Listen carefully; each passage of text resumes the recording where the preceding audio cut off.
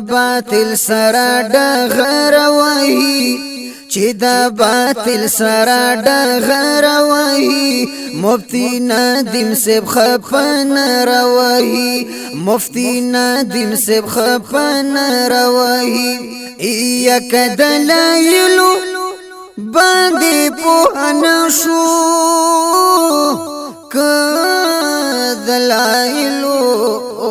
باندې په نشو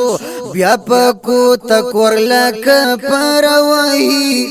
بیا پکو تکور لک پروي مفتی ندیم سیب خپن روهي چې د باطل سره ډغر وهي چې د باطل سره ډغر وهي مفتی ندیم سیب خپن روهي ای متکلم دی مجاهد مناظر متکلم دی مجاهد مناظر پلا مذهب همیش جروهي